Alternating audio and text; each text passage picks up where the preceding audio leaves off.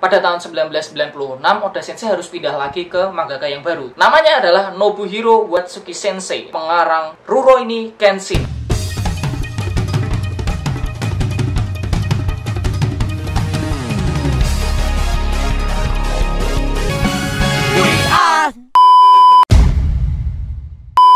Pada tahun 1996 juga, ketika masih bersama Watsuki Sensei, Oda Sensei juga membuat karya terbaru lagi nih, yang berjudul Romance Dawn.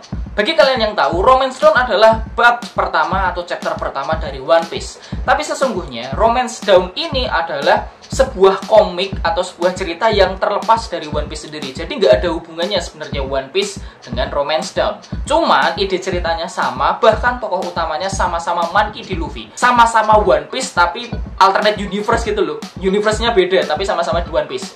Nah, Romance Dawn dibuat menjadi dua versi. Romance Dawn versi 1 dan Romance Dawn versi 2. Romance Dawn versi 1 itu diterbitkan di Shonen Jump edisi summer atau musim panas pada 1996. Nah, pada suatu kesempatan, weekly Shonen Jump atau Shonen Jump mingguan yang digunakan oleh mangaka-mangaka profesional lainnya ada halaman kosong. Pihak Shonen Jump meminta pada Oda Sensei untuk mengisi halaman kosong tersebut.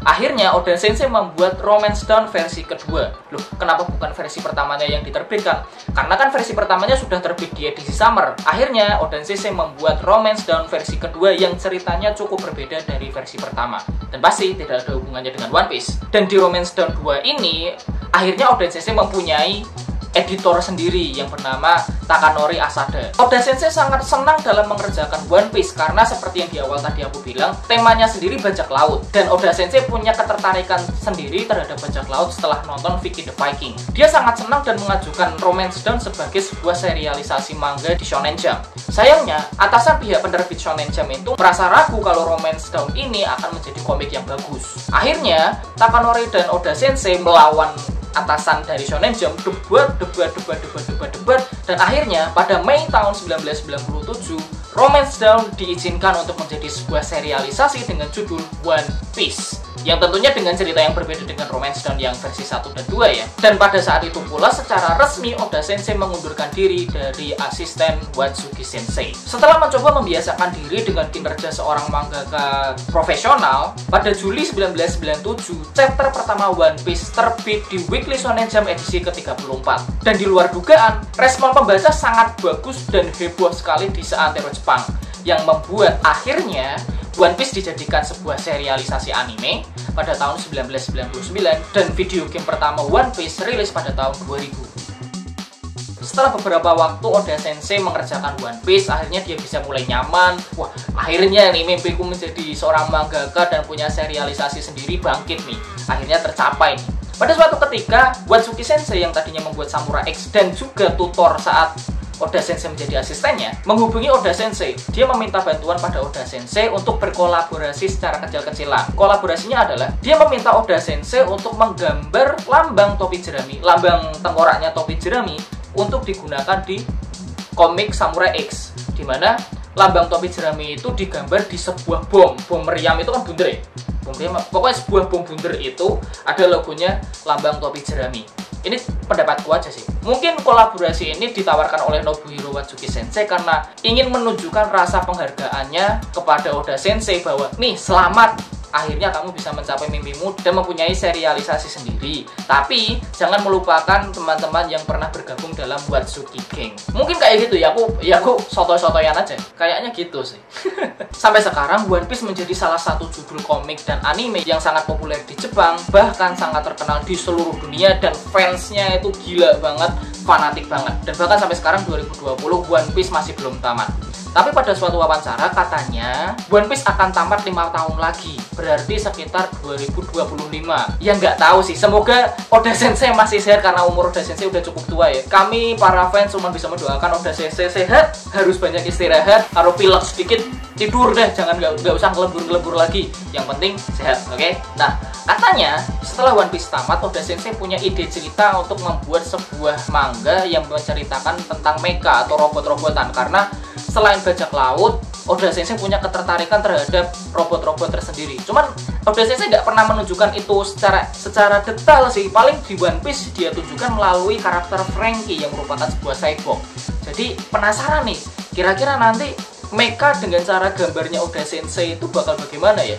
Yang penting Oda Sensei sehat dulu aja deh. Jangan ya pokoknya jangan memaksakan diri, yang penting sehat. 5 tahun tamat boleh, karena kami semua para One Piece, para nakama akan selalu menunggu karya Oda Sensei. Apakah sampai di situ saja cerita tentang Oda Sensei? Oh tidak.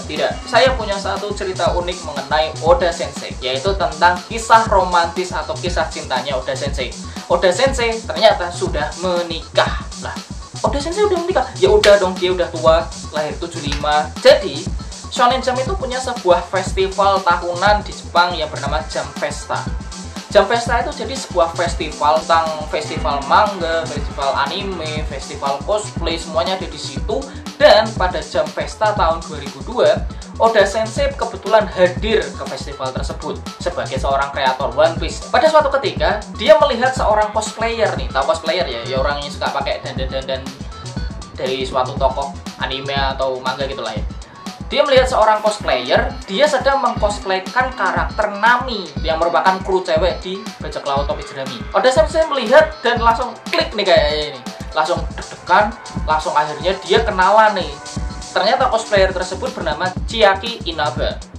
Akhirnya mereka berkenalan, berpacaran.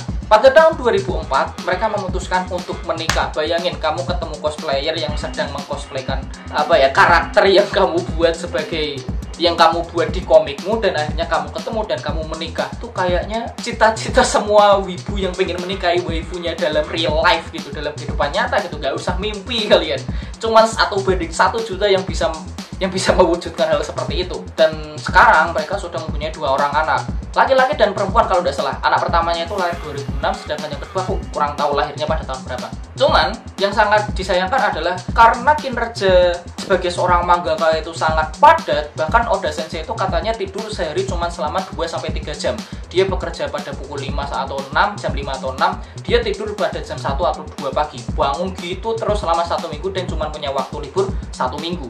Akhirnya karena pekerjaannya yang sangat berat itulah, Oda Sensei dan anak beserta istrinya harus tinggal secara terpisah. Dan setiap minggu antara Oda Sensei yang berkunjung ke rumahnya, Oda Sensei pulang ke rumahnya, atau istri dan anak-anaknya yang mengunjungi studio Oda Sensei. Dan itu waktu khusus untuk Oda Sensei bersama keluarganya. Kasian, tapi ya gimana ya, resiko pekerjaannya. Tapi kita cuma bisa mendoakan Oda Sensei sehat, keluarga semuanya sehat, One Piece tetap berjalan dengan baik. Meskipun One Piece itu katanya mau tamat 5 tahun lagi. Oda Sensei sudah bilang sendiri, tapi ya nggak tahu lah ya. Oda Sensei sehat terus. Aku tadi sudah menceritakan tentang kisah Oda Sensei dari awal sampai sekarang. Semoga dengan video ini kita bisa lebih mengenal sang kreator One Piece, Eiichiro Oda Sensei. Terima kasih sudah menonton video ini. Nama aku Vincent. Ciao.